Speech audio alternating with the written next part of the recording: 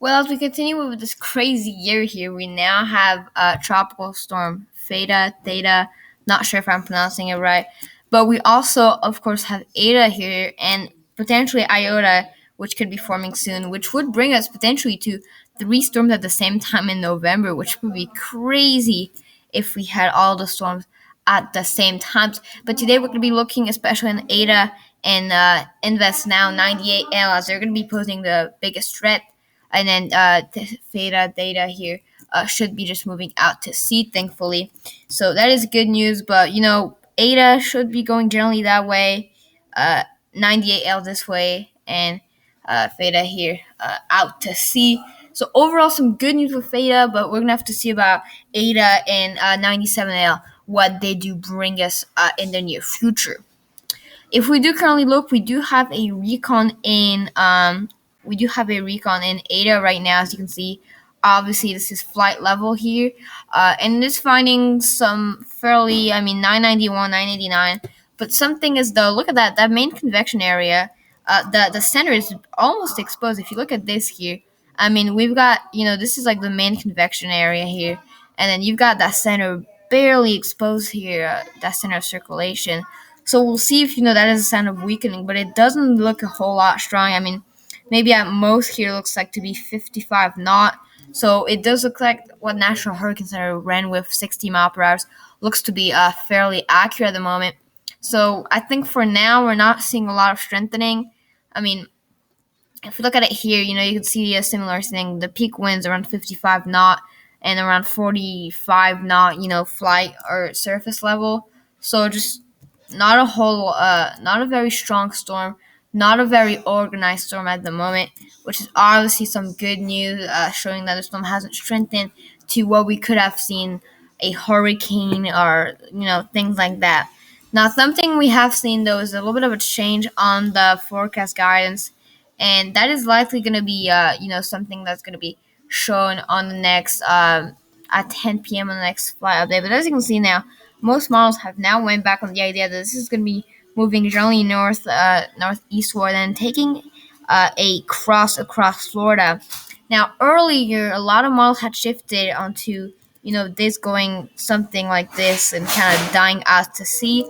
But now, with what we've now have, it looks like it's going to be more likely that the high pressure here will pick it up, and then as a front slash trough comes in here, it's going to be pushing it to the right. And so this is why we now have tropical storm watches in effect for the coastline right here, because we do have the possibility that this remains a tropical storm as it makes landfall in maybe about 72 to 48 hours. So it could still be a tropical storm by then, and we'll have to see if it is able to survive off the coast here, because if so, this would be a very long-lasting cyclone. Coming here, all the way down here, and then now potentially crossing back over Florida. So we're really gonna have to look at this. Really, we're gonna have to look at this and track this as it goes through.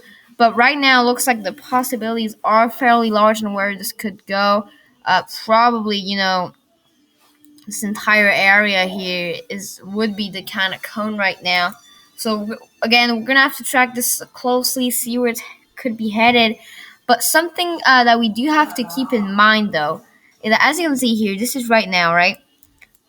In about, like I said, 48 to 72 hours, it's expected to be a weak tropical storm.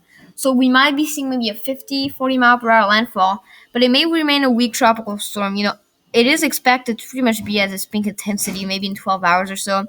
And then by, tomorrow, it's going to be really weakening. And then most models show it being around 50 mile per hour at that potential Florida landfall point. So again, for now, it doesn't look to be too bad, but we're going to have to track it very, very closely. Again, tropical storm watch is in effect here. As we now move on to 98L, or actually, really quickly, we're just going to look at beta here. This is going to be a little bit random, not the usual type of videos I do. But currently, believe it or not, winds of 70 mile per hour. So, it's not looking the greatest right now. If you look at this, really isn't looking too good at all. You've got the center right here, and then you've got some convection. But of course, it is, it is still, there's this big front here, so it has detached from that front. It used to be attached to it. But I mean, you don't expect too much of a strong storm with those very northern. I mean, it has very cold SSTs to support, anyways, a tropical cyclone. And I really don't expect this to get a lot stronger, but just weaken from now on. And then, honestly, right now, this is pretty much here what the this is pretty much what the cone already shows from the National Hurricane Center right now. They do show some weakening from now on, and then turning post-tropical by Friday. So we'll see how that turns out also. Now looking at Invest 98 out here, it has become an Invest, and if you look at it on satellite here, because we already know how the others do, but we're gonna take a little bit of a closer look at Invest 98L on satellite to kind of get an idea of what we're looking at here with Invest 98L. I don't know why these ads keep popping up, but to kind of get a better idea, because of course this could be your next, major cyclone, and it does seem to be getting its act together, at least from what I'm seeing right now. I mean, you've got this new blow up of convection here, trying to blow up a little bit better. So that's obviously a sign of organization. Now, this is, that tropical wave right here. That's where it's currently located. But we do have, honestly, some sense of organization. There is a little bit of a spin here going on. It looks like, but let me pause this in the latest frame here. If you look at it right now, right? Oh, if you look at it right now, honestly, it's looking fairly well for an invest at least. I don't see it becoming a tropical depression for at least another day or two. But again, I mean, this is what you got. You've got this big blow up of convection here, right? And then rotation wise, it looks like maybe you have some rotation here, maybe some spit up, but no close center yet, at least. It looks like maybe we had some kind of rotation here. I mean, some clouds were kind of spinning up on the lower level, but no indication. Now, the two models we only have right now, all of them do strengthen it quite further, so we're going to have to track that closely. Now, in terms of the path of the system here, we're expecting a general westward motion right now, a little bit like Iota did, a generally westward motion, and then potentially a little bit of a yeah, you see where I'm going. Now some models have even showed it going straight like this. Okay, so we do have the possibility of this storm going straight through the Gulf. We do have the possibility of this storm going near Florida. So where is this going? Yeah, we have a little bit of a big area of potential impacts right now. You could say that because we don't know where it's going. You got quite a big area of potential impacts right now. So we're going to be looking at the models here really quickly. If you look at the forecast models here, first of all, the GFS are obviously one of the best known models, at least. If we move it here, the Western Atlantic, you can see a little bit of what we got going on right now. So we've got Iota, of course, here, bringing still some rain towards Florida. Of course, connected with this weird front thing all the way to Theta here. This is pretty much that tropical wave. It's more down here, but they got it pretty much right. As we move this on, as you can see here, this tropical wave does get its act better together. You can see some kind of circulation. So at that point, it might be a tropical depression. It might not. That's in 48 hours. So again, like I said, 1 or 2 days is how much time this will probably take. Again, at that point here, Iota would be making landfall. So you've got this general area of spin with some moisture attached to it, especially on the east side at least. And as we move this on, right, it does develop into a low pressure system. Obviously, it takes a little bit of time, but then really starts to rapidly intensify. You're looking now at a 988 millibar hurricane, right? So already you got a pretty strong storm, and it is able to go down all the way to 973 at its peak strength before really weakening. And obviously, as you can see, what it does here. But what's really interesting on this GFS run is that obviously it rapidly intensifies up to looks like maybe Cat 2 status, right? Comes here, and this is and kind of renders off the coast before really starting to weaken because obviously land interaction, etc.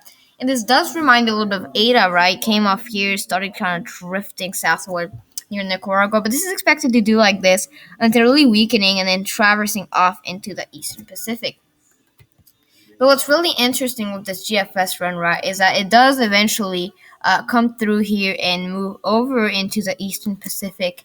But then we do have actually, you got that low pressure system still, but you've got some moisture drawn into that coming back into the Caribbean, as well as this front here, which is bringing some clouds as well as overall just moisture coming from Central America.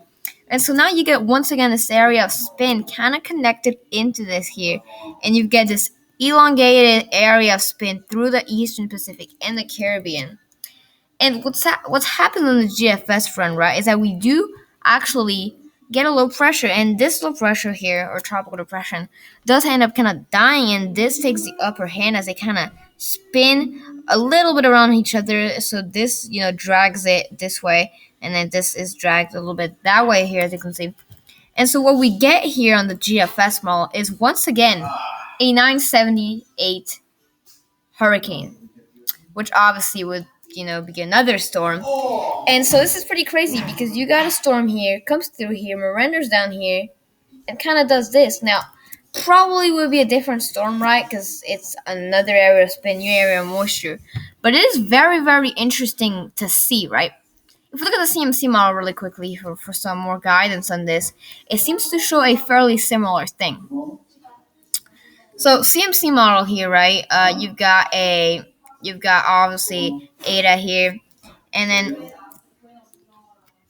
you've got your tropical wave trying to get its act together right here. It takes a lot more time on the CMC, and really, to be honest, doesn't get its act together before making landfall. As you can see, before making landfall, still doesn't have its act together. And then it actually never really gets its act together, and again moves out into the Eastern Pacific like this, and just never really gets its act together.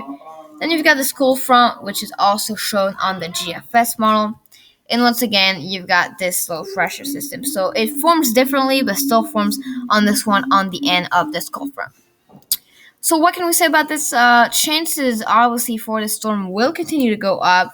It is likely to become at least probably a Category 1 hurricane, and then afterwards a storm is likely here to form in the Western Caribbean once again. So we continue to have an active November out for us. If you live on the west coast of Florida, I would pay close attention to Iota and get potential preparedness ready if you lose power or impacts become more imminent to your location from the system.